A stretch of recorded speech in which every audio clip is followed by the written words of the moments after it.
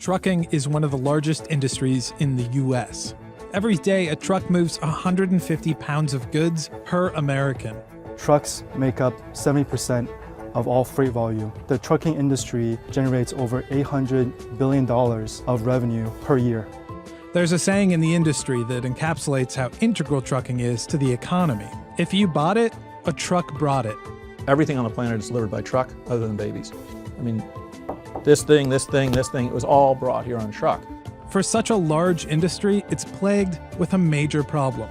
The trucking industry is faced with a severe shortage of truck drivers. America has a shortage of truckers. Between the explosive growth of online shopping and the new safety regulations that make it so existing truckers can't spend as much time on the road, we don't have enough drivers to keep the system running smoothly. I think the biggest cause to the driver shortage is it just doesn't pay anymore. And as e-commerce grows, so does the need for ultra-fast delivery. A report from the American Trucking Association says that the trucking industry needs to hire nearly 900,000 more drivers to meet rising demand. But technology might fix that. Several companies are developing trucks that can drive without a human driver.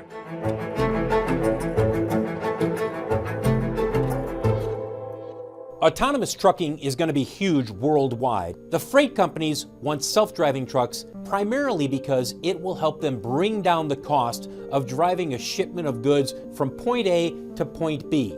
Autonomous is really going to revolutionize logistics, and that's not just in terms of price. It's actually all throughout the stack. So it's obviously being able to do things a lot more fuel efficiently, a lot more cost efficiently, but it's also being able to go 2.5 times as far in a single day. It also changes things from an insight perspective. We have a really good sense of insight into we're going to arrive sometime between 11:15 and 11:44, and it arrives in that window. Amazon in particular has pushed forward the demand for fast deliveries.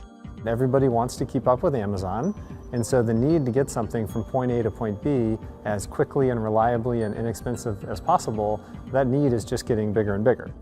It'll still be some time before the technology and regulation allow fully driverless vehicles on the road.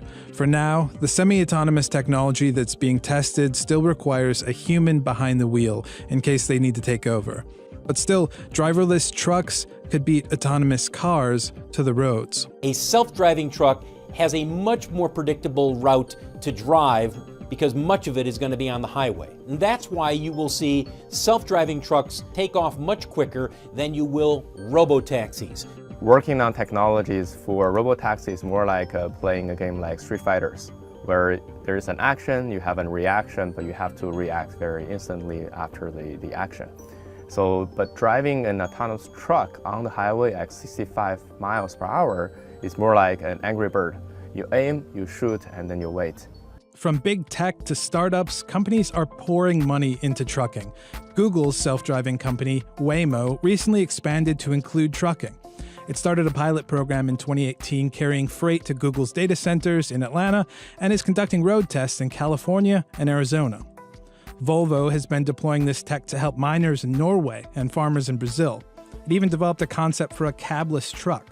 Tesla is working on fully autonomous vehicles and is beta testing a lot of its technology in its vehicles right now. If it can get to the point where that technology is working consistently and it can offer that technology in a Tesla Semi, that could be very attractive for a lot of trucking and shipping companies. One of the more established startups to enter the space, Embark, has been developing autonomous trucks since 2016. Last year, one of its trucks traveled 2,400 miles from LA to Jacksonville, Florida, without intervention from a driver. Its CEO, Alex Rodriguez, is just 23 years old. Brandon, my co-founder, and I sat down and said, what do we actually think this can be deployed into? We looked at pretty much every application, and trucking really stood out as having a feasible technical solution while also having a truly gigantic impact. Embark is still testing its fleet, but it's carrying actual freight and generating revenue while it does so. Embark has a bunch of customers that we move freight for today. These are large shippers, usually people who spend over $1 billion a year on trucking, who are excited about our potential to improve both their costs, but also the efficiency and operational effectiveness. Our system is an exit-to-exit self-driving system. It doesn't do the entire task. Instead, you have local drivers in the city who pick the freight up from a hub, and then do the final delivery. And all we do is take it from the hub onto the freeway and then 1,000, 2,000 miles away to a hub at the destination city. Too Simple is another company working on self-driving trucks. It's raised $175 million and is valued at over $1 billion. It's headquartered in San Diego in China. The company was founded in 2015 with the single idea that autonomous trucks will be the first to commercialize. Too Simple will develop the full software solution. We are the technology integrator, and we're partnering with leading OEMs, tier ones, and sensor suppliers to produce a commercial-ready truck that's capable of self-driving. Like Embark, Too Simple is also hauling freight for customers while testing its fleet of trucks. Our technology validation fleet, that will grow to 50 trucks by June of this year. Those 50 trucks will generate about 1 million test miles a month. The second phase is we will offer large fleets and shippers the ability to purchase autonomous trucks through our OEM partners. We will help these fleets operate, and that will be a subscription-based model. Self-driving trucks like these are equipped with cameras, radar, and LiDAR sensors. This gives the truck a complete 360-degree view of what's happening around the vehicle. After we get this holistic view, surrounds the vehicle, we actually estimate the properties of every single vehicle. We have to know the exact location of that vehicle, relative distance, and even the relative speed, even their future intentions. And once we know all this information, we put everything onto the map. This information is then fed into its motion planning module, navigating the truck to its destination. What we want is a fully autonomous system that doesn't require a human to correct the problem. It will correct the problem by itself. We're still in the development phase, but my expectation is that by the end of 2020, we will demonstrate a fully autonomous, driverless operation without a human sitting in the vehicle. Embark and Too Simple both use existing trucks built by Peterbilt and are focusing on creating the software. Other startups in the space include Starsky Robotics, Ike, and Kodiak. Most of these companies are tackling long-haul trucking, trips over 250 miles that can keep drivers away from home for weeks at a time. Jeff Scorsher has been a truck driver for 22 years and says the long hauls are the hardest part of the job. It's a demanding job. A lot of people aren't used to working 70 hours. If you get an emergency at home that you need to be home for, you're stuck and you're obligated to that load. Most companies aren't going to put you on a plane and send you home. They're going to say, bring the truck back, and you could go home once you get the truck back. They just want to get that freight moved. One of the biggest bottlenecks facing the trucking industry is regulation on how long drivers can work. To combat fatigue, they're only able to drive for 10 hours a day. But the advent of self-driving tech could make that a thing of the past. This is one of the things that excites Jeff the most about the technology.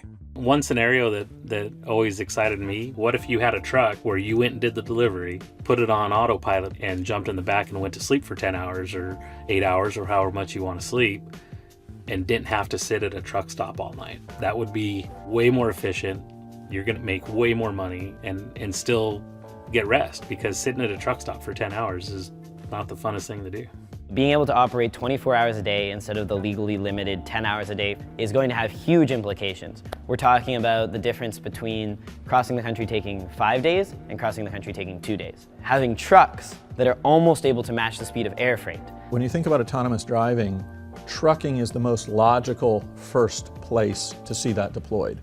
For many reasons. Safety is the simplest one. You know, there are less accidents with 18-wheelers on the road than there are with cars, but they cause a lot more destruction of property and a lot more death. If you're running an autonomous truck, it's going to drive at the speed in which it's allowed to drive. And since it can drive 24/7, it'll be more productive along the way. And now that computers can see and they can understand the world around them, they can start to do the basic task of driving.